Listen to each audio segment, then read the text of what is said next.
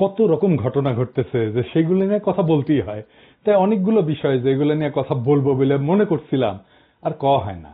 যাই হোক, আজকের আলাপ আমরা শুরু করি তৌহিদি জনতা নিয়ে। আমরা আর এক গ্যাঞ্জামের মধ্যে পড়েছি। নানা জায়গায় জনতা হামলায় পড়তেছে, নানা রকম ঘটনা ঘটতেছে। বাঙ্গু সেকুলারেরা নাম দিচ্ছে তৌহিদি জনতা।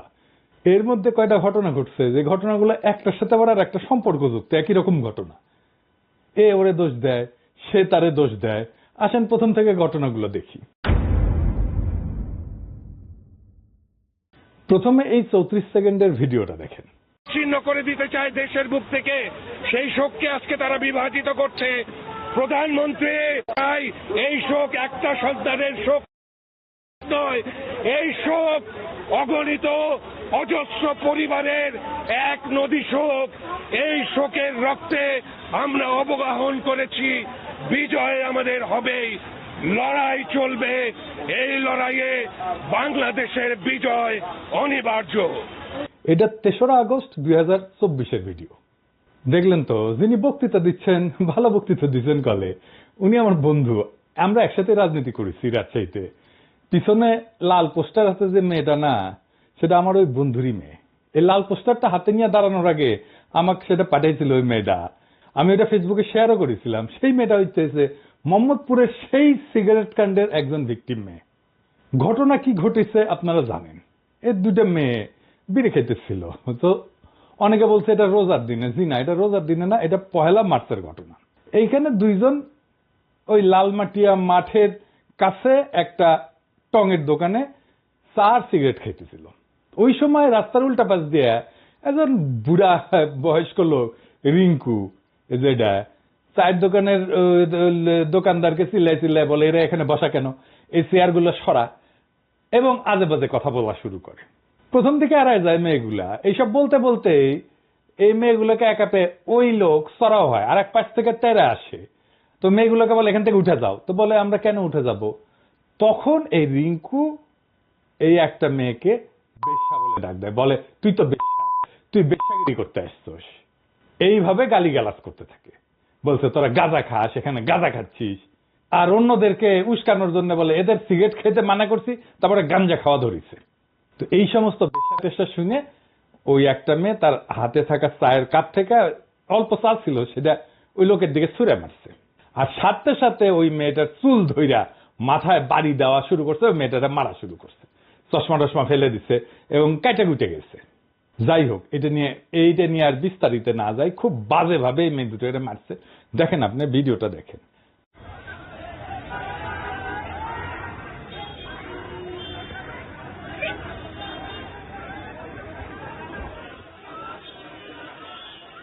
তারপরে মেয়েদের গার্জেন টার্জেন চলে আসে, কিন্তু এই গার্জেনদের সামনে এদেরকে মারা হয়, থানায় টানায় নিয়ে যাওয়া হয়। থানার মধ্যে ঢুকে আবার থ্রেট দেয় যে জেলের ভাত খাওয়াবে। 3-4 ঘন্টা থানার মধ্যে কিন্তু ওরা আটকা ছিল। এবং আপনারা দেখছেন ভিডিওতে মেয়েগুলোকে খুব জঘন্যভাবে পিটানো হয়েছে। শুরুটা করছে এই রিঙ্কু নামের লোকটা। রিঙ্কু কে? সে আগে জাহাঙ্গীর কবির নানকের লেফটেন্যান্ট ছিল। এখন একটা দল করে, আর নাম কইলাম না আর কি সেই দলের।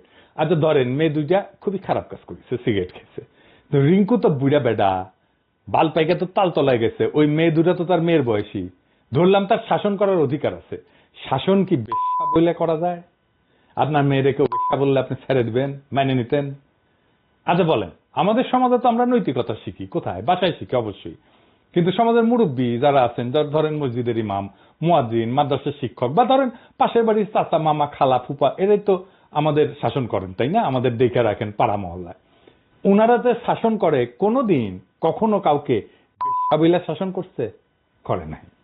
আপনি চিন্তা করেন, আপনি যদি সম্মানের মুরব্বী হন, তাহলে মসজিদে তো আপনারা দেখলেই সিগারেট লুকাবে। তারপরে যদি শাসন করতে হয়, তাহলে তো তার সিস্টেম আছে, তাই না? পবিত্র কোরআনে বলছে যে আপনার প্রতিপালকের পথে আহ্বান করেন প্রজ্ঞা এবং সদুপদেশ দিয়ে, এবং তাদের সাথে উত্তম পন্থায় বিতর্ক করেন। জোর কইরা না, বরং ভিন্ন মতের সাথে ডিল করতে বলা হয়েছে 3 ভাবে। 1 নম্বর হইতেছে হিকমা বা প্রজ্ঞা দিয়া, 2 নম্বর হইতেছে মওয়াইজা বা উপদেশ দিয়া, 3 নম্বর হইতেছে জিদাল বা সুন্দর পদ্ধতিতে বিতর্ক কইরা। এটা নির্দেশ দেওয়া হয়েছে পবিত্র ধর্মগ্রন্থে। তো এই রিঙ্কু কোন আলেম আসছে যে সিগারেট খাইতে দেখে চান্দি গরম হয়েছে? এর কি শাসন করার অধিকার আছে? আপনি বেশা বললে পিটাইলে ও সিগারেট খাওয়া বন্ধ করবে? করবে না তো, বেশি বেশি খাবে, জেদ কইরা খাবে। ওই মেয়ে দুটা তো দেশে থাকবে না, বিদেশ চলে যাবে। আর ওই যে রিঙ্কু তৌহিদি জনতার নামে মারিছিল, এরা জীবনে এটা ভুলবে না এই মেয়েগুলা। আমরা মাঝে মাঝে বলি যে মানুষের মধ্যে এই যে ইসলাম বিদ্বেষ কেন, অবাক হই। এমনকি মুসলমান সম্প্রদায়ের মধ্যে কেন এই ইসলাম বিদ্বেষ আছে না? অনেক মুসলমান সম্প্রদায়ের লোক আছে না যারা ইসলাম বিদ্বেষী। এই যে রিঙ্কু এই ঘটনা ঘটাইছে, এটা থেকে খুব বড় সম্ভাবনা আছে যে এদের মধ্যে, এই মেয়ে দুইটার মধ্যে ডিপ ইসলামোফোবিয়া জন্ম নেবে। তো এই রিঙ্কু কি ইসলামের ভালো করলো, সেবা করলো না ক্ষতি করলো? এবার আসেন ঢাকা বিশ্ববিদ্যালয়ের আর এক শাহবাগের অন্যাকাণ্ড নিয়ে কথা বলি। আগে শুনেন ওই যে ছেলেটা যে ওড়না ঠিক করতে বলছে, কি বলে বলছে সেটা ওর মুখ থেকেই শুনেন। মাই লাইফ মাই রুলস, আমার পোশাক যেমন করবো এটা আমার ইচ্ছা। আমি আমার মানে ওনাটা এখানে ছিলাম, নামাই রাখেন আপু। আমি তো বলি না যে আপনার দুধটা কত বড়, এমনটা এমন ভাবে কারো গালিতে বলি নাই। সে কি বলতেছে তার মুখে শুনলেন তো? দুগ্ধ বিশেষজ্ঞ। তুমি বাবা লাইব্রেরিতে কি করিচ্ছ? মিল্কভিটা কোম্পানির যাও, উঠে কাজ করো, যাও। দুধ বিশেষজ্ঞ। ও নিজে ফেসবুকে কি ফলো করে দেখেন, কারে কারে ফলো করে দেখেছেন? রোজা রমজানের দিন দেখানো একটু মুশকিলই, কিন্তু তাও দেখেন। এডিটর সাহেব দেখেছেন, ওর পছন্দ দেখেছেন? রোজা রমজানের দিন ক্যাঙ্কা করে আর দেখাই কি শেয়ার করেছে দেখেন। হ্যালো গার্লস, তোমাদেরকে তোমরা যদি প্রেম করো পাবজি লাভার দেখে প্রেম করবে, বিকজ তারা একটা গার্লফ্রেন্ডে ঠিক মতো হ্যান্ডেল করতে পারে না, আর 2-3টা no way, so they are 100% safe. PUBG lover is best as a person. একজন নারীর সাথে কেমনে কথা বলতে হয় সেটাই শিখেনি, কেমনে শিখবে? ও তো এগুলা দেখে ভিডিও। আমি ধরলাম যে তার লুহু পাপে গুরুদণ্ড দিচ্ছে, ধরেই নিলাম। কিন্তু ফেসবুকে মায়াগো পাশার ছবি দেখা ভাইটা রাস্তায় এসে দুধ বিশেষজ্ঞ হয়েছে, কোন আক্কেলে মৌলানা বেনে দিলেন ভাই। আব্বাসী হুজুর আমার অত্যন্ত পছন্দের একজন আলেম, উনার মতো একজন আলেমের কাছে যে উনারে নিয়ে গেলেন, আপনারা আব্বাসী হুজুরের সম্মানের বিষয়টা দেখবেন না? উনার কাছে আপনারা যারে তারে তো নিয়ে যেতে পারেন না। এই যে মালটা যাটা করবে এখন বা করিছে, সব আব্বাসী হুজুরের গায়ে লাগবে তো। আর এই ছেলের তো বেসিক এডুকেশনের সমস্যা আছে রে ভাই। এরকম দামড়া বয়সে মাদ্রাসা এডুকেটেড একজন কি এইভাবে কথা বলে? দুধ এইভাবে কথা বলে? ফেসবুকে সানি লিওনকে ফলো করে আর ওই পাশা আল্লাহ মায়াসের ছবি ফলো করে? করে না তো। তো তাহলে কারে আপনি হিরো বানাইলেন? যাই হোক, সমাধানের কথা বলি। এই যে শাহবাগে জড়ো হইলে সবাই, সে জায়গায় ইন্টারভেনশন করতে হইতো মুরব্বীদের। এখানে কোনো মুরব্বী নাই। ধর্মীয় ইস্যুগুলোকে রাজনীতি দিয়া, সমাজ দিয়া, আইন দিয়া, সোশ্যাল মিডিয়ার জাজমেন্ট দিয়া ডিল করতে যায় না। এটা করা যায় না, আমরা করতেও চাই না। এগুলো ধর্মীয় নেতাদের হাতে ছাইড়া দিতে হবে। এখন যদি বাবুনগরী সাহেব থাকতেন, উনি ইন্টারভেন করতে পারতেন, ওনাকে সবাই মানে। ঢাকায় কিন্তু মামুনুল হক সাহেব আছেন, ওনারাও তো ডাকা যাইত। আমার ধারণা উনি জানলে ইন্টারভেন করতেন। আমার অত্যন্ত পছন্দের একজন আলেম। আমি ঢাকার সকল আলেমকে অনুরোধ করবো, আপনারা নিজেরা একটু বসেন, নিজেরা আলাপ করেন, তারপরে আমাদেরকে পরামর্শ দেন যে আমাদের কেমনে চলা উচিত। প্রশাসনকে পরামর্শ দেন, জনগণকে বলেন এইসব ইস্যুতে কিভাবে ডিল করা যায়। আবার এরকম ইস্যু ঘটবে, আপনারা ইন্টারভেন করবেন মেহরবানি কইরা, এ আশা থাকলো। আপনারা বুঝতে পারতেছেন নিশ্চয়ই এটা একটা বড় প্ল্যান, আন্তর্জাতিকভাবে দেখাবে যে বাংলাদেশের নারীরা নিরাপদ না।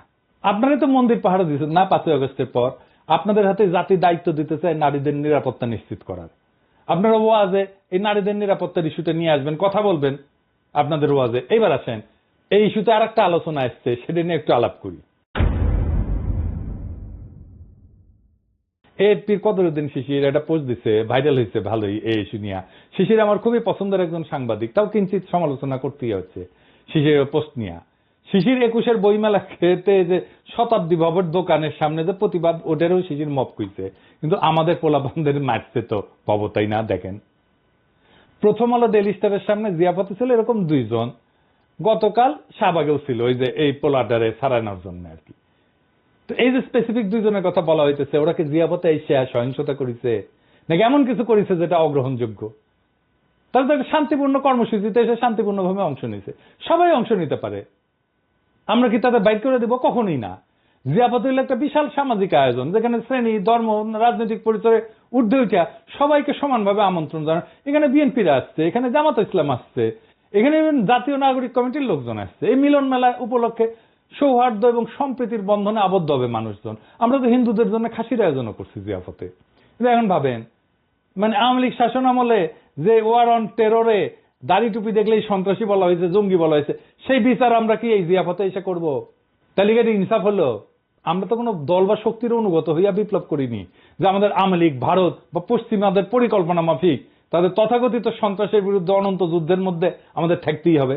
আমাদের বিপ্লব অভ্যুত্থান ছিল অন্যায়ের বিরুদ্ধে প্রতিবাদ, এক নতুন সূর্যের অপেক্ষায় করা একটা সংগ্রাম।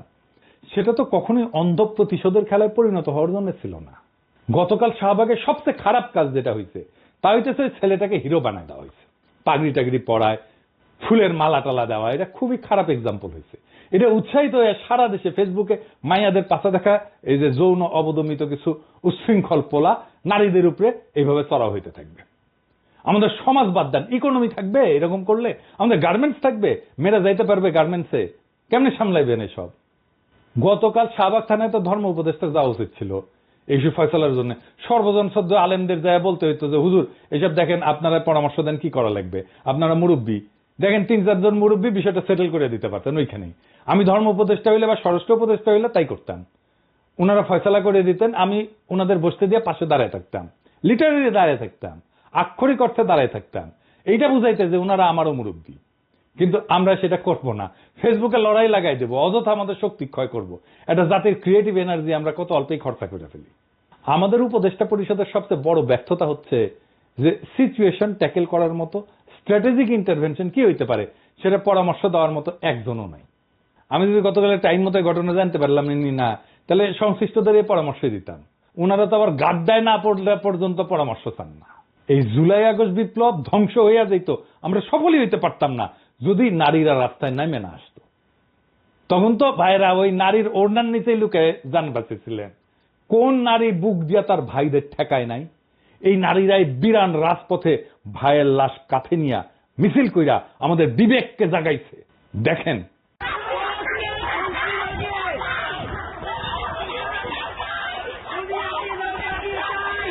আজ সেই নারী রাস্তায় বাইরে হইতে ভয় পায়। আমরা 7 মাসে বদলাই গেছি, আমরা পরাজিত হয়ে গেছি নাকি? নারীরা যেই দেশে অনিরাপদ, নারীরা যেই দেশে রাস্তায় নিগ্রহের আশঙ্কায় পথ চলে, সেই দেশে হাসিনা না থাকলেই কি অর্জিত হয়েছে? ওটা তো আর এক পরাধীন বাংলাদেশ। আপনারা কেমন ভাইরে ভাই, আপনাদের বোনদের মেয়েদের রক্ষা করতে পারতেছেন না? আজ থেকে শপথ নেন, কোনোভাবে নারীদের অনিরাপদ ভাবতে দেবেন না বাংলাদেশের পথে। বাংলাদেশ ধ্বংস হয়ে যাবে, হাসিনারে চটকেরা ঢুকতে হবে না, এমনি ধ্বংস হয়ে যাবে। এইসব চলতে থাকলে বাংলাদেশ শেষ। আওয়ামী পান্ডা রিঙ্কুরা যারা মসজিদে ঢুকা মুসল্লি পিটাইতো, তারা এখন ইসলামের সেবক সেজা নারীদের হেনস্থা করতেছে। আর সারা দুনিয়া দেখবে আমাদের দেশের লোকেরা ইসলামের নামে নারীদের নিগ্রহ করতেছে। মাত্র কয়েকটা লোকের জন্য বিপ্লব আর স্বাধীন বাংলাদেশের স্বপ্ন আমাদের ধ্বংস হয়ে যাবে। ওইটা হাসিনা চট করে ঢুকে যাওয়ার চাইতেও খারাপ হবে। আর একবার যদি ইন্ডিয়া চান্স পায় না বাংলাদেশে ঢুকা, তাহলে এইবার আর ভুল করবে না, হায়দ্রাবাদ বা কাশ্মীর বানায় দেবে, খায়া ফেলবে একেবারে। এটা মাথায় রেখেন। মাইয়াদের রাস্তায় পোশাক নিয়ে নসিহত দাও দূর কি বাদ, নিজের নামাজের সেজদায় গেলে মোদির ছোলা পাছায় লাঠি দিয়ে উঠাই দিবে। ওই ভবিষ্যৎ যদি না চান তাহলে এক্ষুনি রুইখা দাঁড়ান নারী নিগ্রহের বিরুদ্ধে। নারীরা যদি ঘর থেকে বাইরে যেতে ভয় পায়, তাহলে মনে রাখেন বাংলাদেশে ইন্ডিয়ার রাজত্ব শুরু হয়ে গেছে। তাহলে কারা বাংলাদেশে হাসিনার অসমাপ্ত কাজ সমাপ্ত করে দিতে চায় তাদের চিনে রাখবেন। এইবার আছেন জুলাইয়ের একটা গল্প বলি।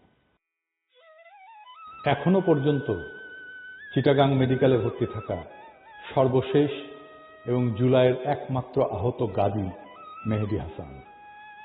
5ই আগস্ট মনসুরাবাদে তিনি পায়ুপথে গুলিবিদ্ধ হন। মেহেদীর বিবরণ অনুযায়ী সেই দিন বৃষ্টির মতো গুলি করতেছিল পুলিশ মনসুরাবাদে।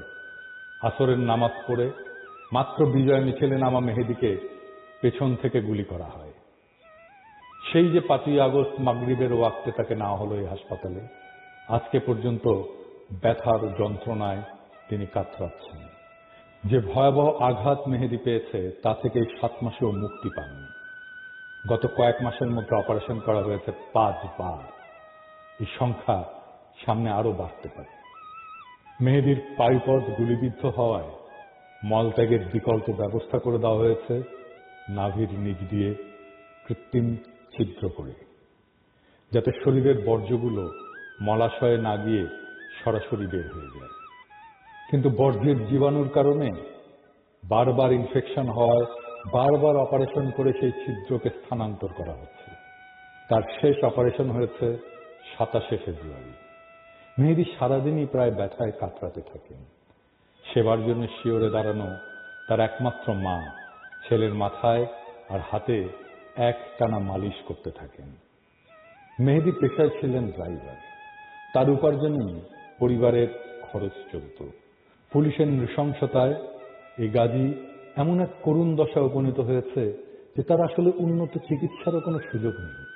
মেহেদীর পায়ের পথ এবং তলপেটে থাকা সেলাইগুলো যতদিন ঠিক না হবে, যতদিন স্বাভাবিক জীবনে সে ফিরে না আসবে, ততদিন এভাবেই সে ছটফটিয়ে দিন কাটিয়ে দেবে। আমরা কি মেহেদীদের বীরত্বের ইতিহাস জাতিকে জানাবো, নাকি দুগ্ধ বিশেষজ্ঞদের হিরো বানায় বিপ্লবের সাথে বিশ্বাসঘাতকতা করব? সেই বিচারের ভার আপনাদের উপরেই দিলাম। এই দেশেই 5ই আগস্টের স্বাধীনতা, গণতন্ত্র এবং ন্যায় বিচারের স্বপ্ন প্রতিষ্ঠিত হয়েছিল।